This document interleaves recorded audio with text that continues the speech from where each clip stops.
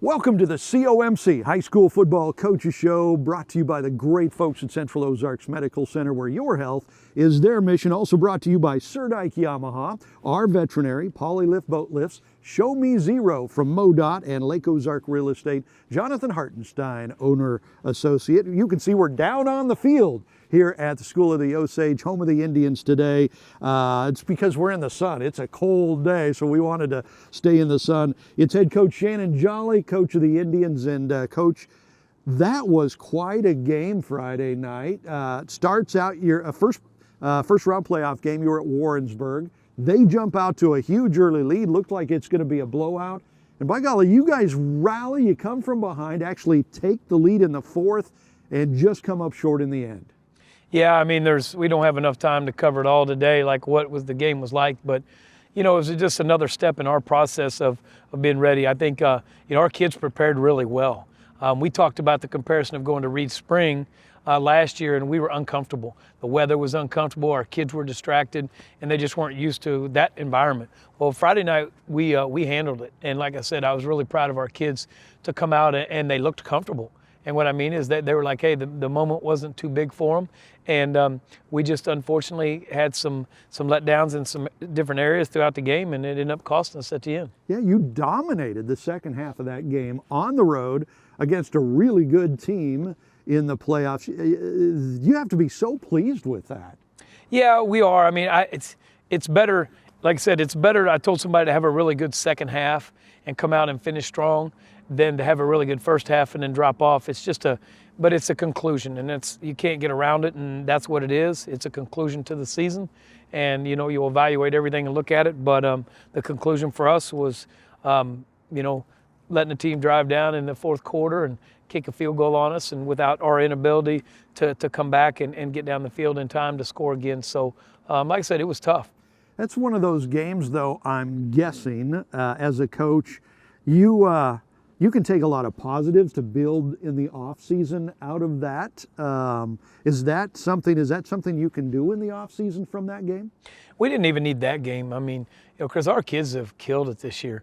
I mean, like I said, when we have a sophomore left tackle, a freshman left guard, and sophomore, is across the front on the offensive line, and we knew that was going to be one of our downfalls. And then to come out in the second half and them dominate up front against Warrensburg, there's positive things all throughout the season. I could pick some kids that, haven't missed practice, that have great effort and great energy and high character. We've got a bunch of those kids, so we didn't need to go looking for things to build off of. We wanted to win. And that's the ultimate goal, and it wasn't there. It wasn't in the cards for us, but now we have an opportunity next year to regroup and come back, and the expectation clearly is going to be to put a winning team on the field and not only have a winning record, but put ourselves in a situation to win a district title next year and get in the playoffs and move along. So what do the guys do in the off season? What do you have them do? Can you do much with them according to the Misha rules and all that? We do quite a bit. We hopefully they're playing basketball or wrestling.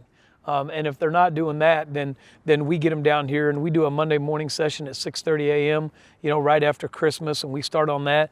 And then we have a Wednesday and Friday afternoon. We do our change of direction stuff on Wednesdays, and then our linear speed, our straight ahead speed training on Fridays. And of course, every one of our players is in Coach Evans' strength and conditioning class throughout the day, so they're lifting 4 days a week. We've got a good thing, a good system going. It's just time was a little bit of an enemy against us this year, and some maturity. So yeah, one more year under our belt, and we should look a lot different. Boy, and I tell you what, you can really tell from when you came in 3 years ago. The strength and conditioning program at Osage has really picked it up, because you can see it on the field, the strength of the players. Well, that's a collaboration with Jake. Jake and I have been good friends. Coach Evans, he's nationally certified. He's done all the things to do to prepare him to be, I think, one of the best strength coaches in the state. And we've got him working. He's tireless in that weight room. So we've got him working. And the cool part that we haven't talked about was, Noah Stevens had a concussion in week 8, and then came back. But other than that, we've only had 2 preseason injuries, and the rest of our starting group have not missed a game the entire season for injuries. Wow, that's amazing. Yeah. So we're talking with Coach Shannon Jolly. It is a COMC High School Football Coaches Show. Back with more with Coach Jolly right after this. Your furry friends are more than pets, they're family, and at our veterinary, we understand that. With multiple locations, we can service your pets when and where you need it. Our team of professionals offer routine wellness, orthopedic care from broken bones to joint repair, and even emergency services. We are ready to welcome your pet to our family with medical or preventative care. Our veterinary, with 6 convenient locations, the team providing exceptional care for your pet when and where you need it. Whatever it is that pulls you in,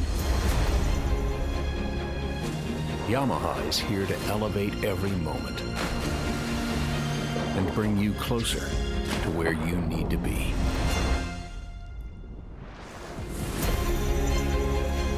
That's the power of the water. Visit Surdyke Yamaha at Lake of the Ozarks, 50 years strong.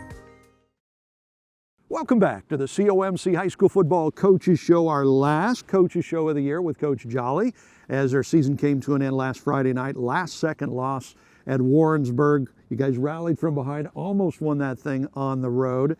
So now we head into the off season. Are there some players on your team that you want to just specifically give some kudos to for the way they grew this year, how hard they worked this year, what asset they were to you and the team? I just think it's the group effort. I mean, I really shy away from doing that, Chris, now.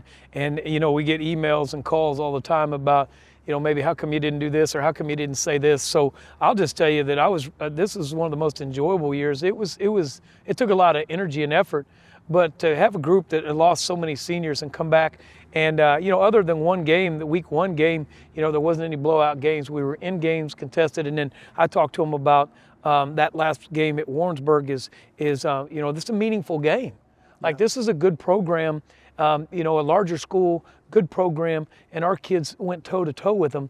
So I think that was as indicative of everybody, all individuals. And when you talk about the sum of that product, you know, we've got a lot of positive things going down here, from your coaches to, you know, our parent group was unbelievable this year. I mean, there was just so many things that came into play to really what I would think is almost call an overachievement of these guys this year. So I just can't tell you how excited I am about coming back next year and getting these guys back on the field. Yeah, absolutely. You guys did a lot of growing, a lot of building this year. Next year is going to be pretty fun and exciting. You do something in the offseason, Next Man Up, which is an off-field thing that helps a lot of these kids. Tell us a little bit about that. What is Next Man Up? It's just a supplemental leadership program. You know, we wanted to get kids together once a month. You stay engaged with them. You know, we've had guys, Coach Pinkles come in and spoke about, you know, about self-presentation, talk about recruiting and those types of things. We've had Dustin Colquitz came in and talked about, you know, his relationship with his brother in the NFL and how they played. And it's just another opportunity to kind of get back down to the basics. We just finished an event we had last night. We did a cornhole tournament with our influential men and our players, and we all got together and really just kind of tailgated, I guess, if you will, at the Encore Sports Bar and Grill, and we just had a great day. And sometimes it's nice just to let the football gods at ease and just be dudes for a little bit and appreciate things. But, you know, when I look back at this year collectively, there's a lot of things that I need to do better, that I'm going to work on, but I'm excited about coming back, getting our kids ready to go. Well, Coach, every week has been a pleasure. Thank you so much for doing the Coaches Show with us every week, taking the time, and it's just a gift to be able to sit down with you, so thank you. Just tell Parr I'll be there Friday night to watch the Lakers and the Capital City Cavaliers, so we're excited about watching some ball. Speaking of that, coming up next, we head over to Camdenton. We'll talk with Coach Parr Pitts, talk about Friday night's game against Cap City. We'll do that right after this.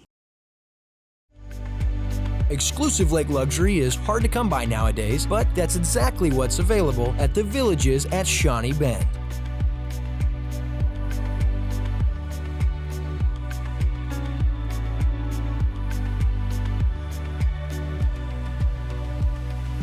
Whatever your lake dream, the Villages can make it a reality. Stake the claim to your lake paradise in the lake's premier luxury home development, the Villages at Shawnee Bend. The second week of the playoffs takes us to Camdenton. Join Lake TV Friday night for a postseason showdown between the 8-2 Camdenton Lakers and the 7-3 Capital City Cavaliers. The district semifinal playoff game presented by Polylift Boat Lifts this Friday night from Bob Shore Stadium. It all starts with the COMC pregame show at 6:30. Kickoff set for 7. Can the Lakers advance to yet another district championship? We'll find out Friday night. At COMC, your health is our mission. Central Ozarks Medical Center offers 3 OBGYNs at the Osage Beach Clinic and 2 pediatricians with same-day appointments available. At COMC, our doors are open to everyone with 5 primary care locations conveniently located across the Ozarks. COMC for the best medical, dental, and behavioral health care. Get more info on how COMC can help you at centralozarks.org. COMC, where your health is our mission. Welcome back to the COMC High School Football Coaches Show. As you can see, we've made our way to Camdenton, home of the Lakers. We're here on the practice field as we get ready for week number 2 of the playoffs. And we're joined by our Lake TV intern, Maddie Stams, here from Camdenton High School. How's Maddie this week? I'm good. Thanks for having me back. I love it. It's chilly today, but a little bit cold, right? We're doing it. That's right. And of course, Coach Parpitt's with us. So Coach, that game Friday night, you were home against Rolla, and that turned out to be a barn burner, man. That went down to the final minutes. Yeah, we had to battle for the whole game. We scored the go-ahead touchdown with 20 seconds to go, and so wow. It was definitely one of those games that you remember, a memorable time, and had to fight till the end. Mm-hmm. Absolutely. Close games can be good for a team when you find out how to win. Can this close game help the team down the road? Oh, 100%. That knowing that you're never out of it, even if you're in a dire circumstance. We got the ball back with like 1 minute and 6 seconds to go, and so we knew at that time we were going to be able to do this, and then we actually executed it, and that instills a lot of confidence in our whole team. Yeah. You didn't score as many points as you're used to last week, but would you give credit to Rolla defense for that? I would. I thought they had a great plan. Their best defense was their offense, and so they limited us to 3 possessions in the first half, which is the lowest I think we've probably had since I've been here. And that's because they were able to control the clock. They got first downs, and our defense did a good job of keeping them out of the end zone in the first half, but they just kept the ball, and so every one of our possessions was more valuable. And fortunately, we were able to get 3 points in the first half, and that kind of ended up being the difference, was that 3-point field goal. Yeah, absolutely. The defense so huge in this win.